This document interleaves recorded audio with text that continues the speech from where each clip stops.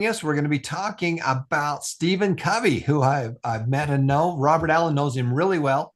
Robert Allen was a student and a teacher's assistant to Stephen Covey. And Bob wrote his book first and became a best-selling author. And then Stephen Covey went to him and said, how do I get this wonderful material I have out to the world? All right, Ryan, take it away. We're going to talk about one of the habits on the 7 habits of highly effective people. Thanks, Tom. Good evening, guys. We're down to the habit number 6, and I am so excited. This is the 7 habits of highly effective people of Stephen R. Covey. We have this on the side. It's on 3.3. If you want to know more about it, there is a very nice animation of this book on our side, and it's so awesome. We talked about habit number 1, be proactive. Habit number 2, begin with the end in mind. 3, put first things first. 4, think win-win. 5, seek first to understand, then to be understood. And now we will be talking about habit number 6, synergize. And we have habit number 7, sharpen the saw. This is the visual framework of the book. And this diagram shows the journey from dependence, independence, and interdependence. Dependence, this is the pre-growth stage, and our effectiveness is limited because we haven't yet developed a personal responsibility, but it is important because it is the baseline from which our growth begins. And we can't be truly effective with others until we're effective with ourselves. Um, as we move from being a dependent to being independent, we gain private victory. And as we master the first 3 habits, habit number 1, be proactive. It suggests that highly proactive people don't just sit and wait for things to happen, but they do something to make things happen.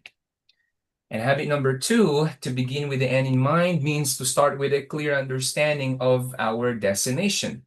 We should know what we want in life because that is the first step in getting it. Habit number 3, put first things first, suggests that as we actually manage to make things happen and begin with the end in mind, that it becomes the personal fruit, the practical fulfillment, the actualization of habit number 1 and habit number 2. It is the time management habit. And it means to put those things first which are more important. The activities that matter most should never be left to the mercy of activities that matter least. Now, as we master those first 3 habits, we gain private victory. Woohoo! And then we move from being independent from independence to interdependence. And now we're ready to gain public victory. We talked about habit number 4, think win-win. It is a frame of mind and heart that constantly seeks mutual benefits in all humans. It means that agreements or solutions are mutually beneficial, mutually satisfying. I win and you win. Habit number 5, seek first to understand and to be understood. We've talked about the emphatic listening. Now we're going to talk about habit number 6. So that's it. Habit number 6, synergize. We'll not be discussing all the habits here, just one habit per session, okay? Habit number 6, synergize. The other habits that we've talked about actually prepares us to synergize. It is a principle of creative cooperation, and it is the highest peak. It is the result of all the habits put together. So as we leave habit number 1 to 5, they prepare us to do this habit right here. So synergy means that the whole is greater than the sum of its parts. That's just the principle that it teaches. So if I were to summarize habit number 6 in one word, it would be teamwork. It means 2 brains working in one team.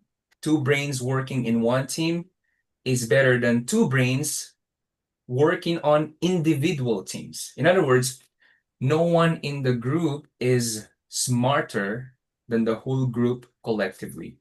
So together, everyone achieves more.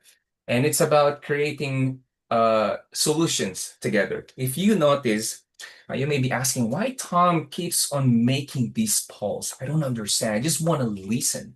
Why he keeps on asking these questions? Well, it's simply because of this habit right here. He wants to create solutions. He wants you to be involved here because, as what he always says, you are the agenda.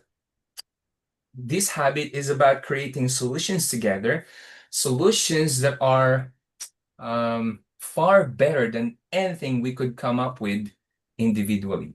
So if you remember habit number 4, think win-win, we forgo my way and your way.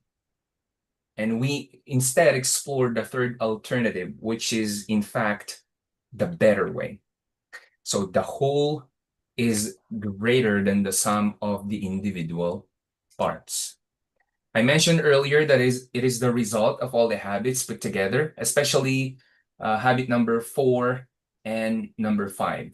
Because as you master these 3 habits, you gain public victory. Habit number 4 and number 5, it's actually their fruit.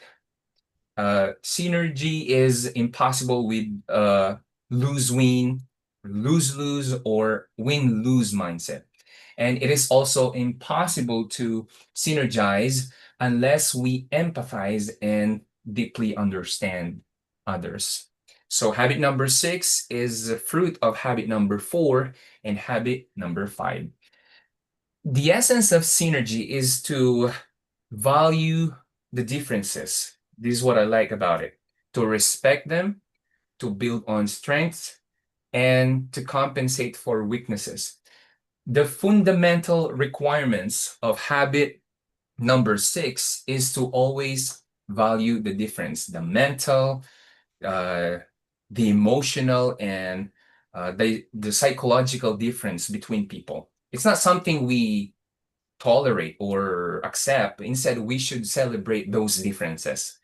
And here, the strength lies in difference, not similarities.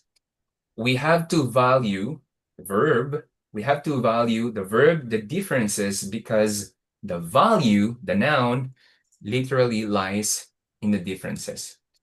And the key to valuing those differences is to realize that all people see the world differently. So it means if you are an effective person, then you will acknowledge that your view of the world is limited and that you're open to valuing the differences of others. As a result, of course, you will end up learning something new and have a better way or better understanding of reality, even the realities of other people. So, a question that was posted in this habit: can two people disagree on something and both be right?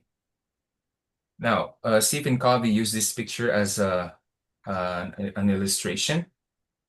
So, there's a question here: what can you see, a young lady or an old lady? So, well, personally, I see a young lady here. Perhaps some of you guys are seeing old lady. And guess what? We're both right. It's it's just that we see the world differently. Um, if someone sees something differently, uh, habit number 5, we ask them why. We, have them explain it to you. Why do you see it differently? We value the differences. That's habit number 5. Seek first to understand. So doing this allows us to affirm those people and give them psychological air. We talked about that on habit number 5. We allow them we're actually giving them rather psychological air, and it helps them create an environment for synergy. Now let's talk about high trust and high cooperation. We need to have high trust and high cooperation in order to make synergy work. So as you can see here, this diagram illustrates how closely trust is related to the different levels of communication. The lowest level, as you can see here, low trust situations. You will see here the defensiveness, the protectiveness, and often legalistic. Such communication produces only win-lose or lose-lose, and it isn't effective at all. And in the middle position, we see the respectful communication. It's right there. They have a respect for each other, but they want to avoid ugly confrontations. And respectful communication works in independent and interdependent situations, but the creative possibilities are not open up. In interdependent situations, compromise is the position usually taken. So the communication isn't what I call it, creative or synergistic. It produces a low form of win-win. And I get this a lot in my current job right now.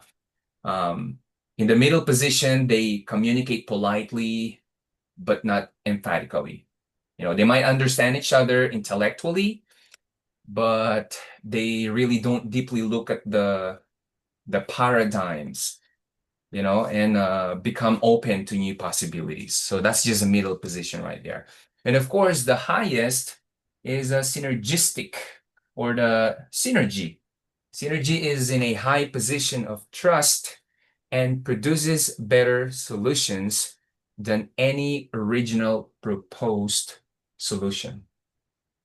Sometimes synergy can't be achieved, but if you're genuine and you try your best to work together, then you'll most likely be able to reach a more effective compromise. So that's habit number 6. Habit number 6, synergize, teaches us that when we value differences, build trust, and communicate with empathy, we unlock creative cooperation. It represents effectiveness, teamwork, unity, and creativity in interdependent realities. Now, the most interesting part is we can't control uh, anyone. If they don't want to cooperate, we can't control them. Number one, be proactive. We focus on the things that we can control. Uh, the most important thing is the internal uh, synergy that is in us. That is actually in the circle of our influence. So we focus on that, and then we practice other habits, even if we know we don't need to accept everything, but as we look at the good side of other people, we can always come up with a better solution. Make a difference, be proactive, make it happen, begin with the end in mind, create mentally and then create physically, make it happen. And here's the truth, because every life is precious. That's habit number 6, synergize. I'll see you again with a habit number 7 next time. Thanks for listening.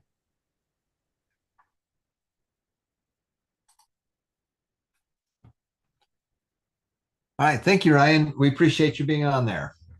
Okay, let's go to our next class if we can.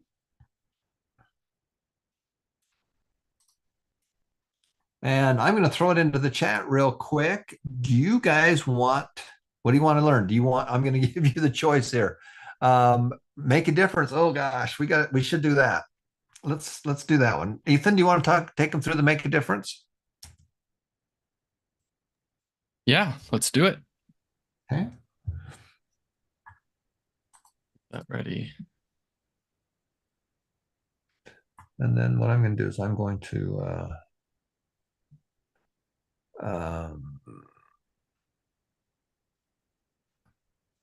pop out of this one.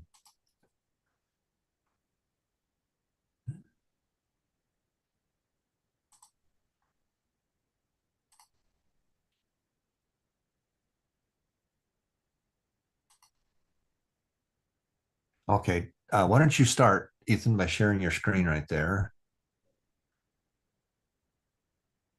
I'm just trying to get a good record on it. But I don't know if it's that important on this first one, but go ahead and share your screen if you want. Okay. Okay, that's probably pretty good right there. That work? Yep, let's do that. And Great. just remember, people are watching on a small phone, so anytime that you can zoom, that's probably pretty good. And we See can if try that works. and then you can remove the spotlight on Ryan if you want. And if you guys can try and grab when people are coming in to admit them, just Daryl and Kath, if you could just watch for that. Yeah. Okay. All right, Ethan, let's go ahead and talk about Make a Difference. Right. Are we going live with this one? Yep. And then I'll introduce you. Okay. Ready. Okay.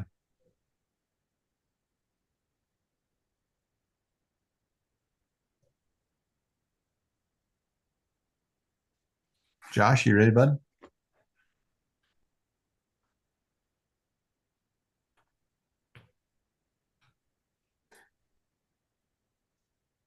He's not here. He left. I wonder if he got kicked out. All right, we can just do it. Just ran away. Let's just take him through. Let's go ahead and teach him. We don't need to record. All right. Let's go right into it then. You still want to start with an introduction? Nope. Let's just talk to our peeps, and then we're gonna have. Okay. All right, guys. So we've gone over this the last couple weeks. The Make a Difference Fund. It's really huge. It's exciting for Christmas. So a big thank you to Tom and LaDon for funding these projects. It's a lot of fun seeing all of your guys' stories when you come back and share them. So right here, you can see this is the Make a Difference Fund, and it's in honor of Boyd and Merlene Ivy. And we do this a lot. We've done this for a couple Christmases now and for other fun occasions. And how it works is you guys come in and request a little fund of money. It's basically a pay it forward program. And we're going to send you a little bit of money, and you guys go out and actually use that money to make a difference in somebody's life. It's really great. We encourage you to go find somebody outside of your own household. We want to kind of spread the love, spread the joy, reach more people. So if your household really needs it, if someone in your household maybe has like a big medical emergency or something, then part of that money can go towards that. But we really want to see you going out into the world, finding other people who need your help, and to just spread a little bit of light. And how it works, guys, is all you're going to do is come to the website, and then you're going to go to number 5 and 5.4, which is Make a Difference. And this page will pull up right here. And if you just scroll down, you can see some of the old photos of other people who have done this and some examples of how they've helped others. We've seen people give baby formula, food, medicine, just money to help buy medicine, clean water when there was emergencies. So a lot of great things there.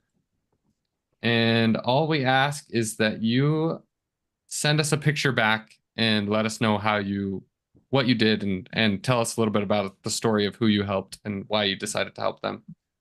So you can see here we mentioned we want to help others in need. 1/3 can be given to family members, 1/3 for friends and associates, 1/3 to complete strangers. And we really want to encourage these ones where you kind of get outside of your own home and help other people around you. And let's see, the money is used for medicine, doctor bills, food, water, other items. Just let us know what your plan is and how you're going to help somebody. And all you're going to do is step 1, you're going to come here and fill out this form. You'll click it. It's just a job form. Pretty straightforward. You're going to put in your story, what I want to do with this money, what's my plan, and then a little information of how we can send you the money as well. And then from there, your job is just to go actually make it happen and give the money to somebody in need, go buy something and give it to somebody.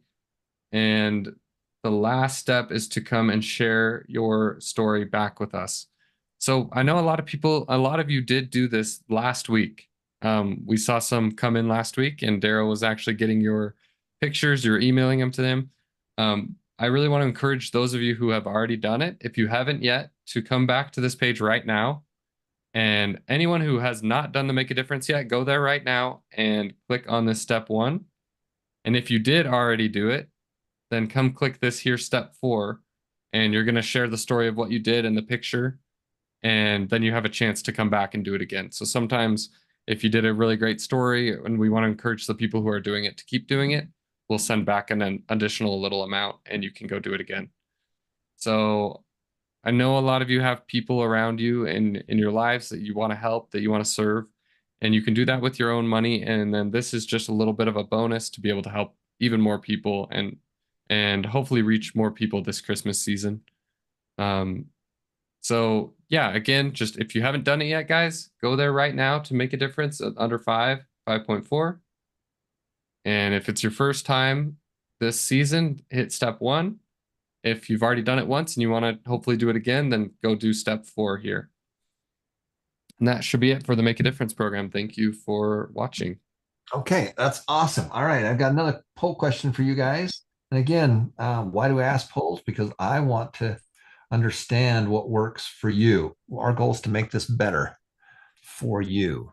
Okay. All right, so here's the question. Are you watching or attending classes in multiple choice on your phone, your tablet, or your computer? How are you attending the on classes or this class even?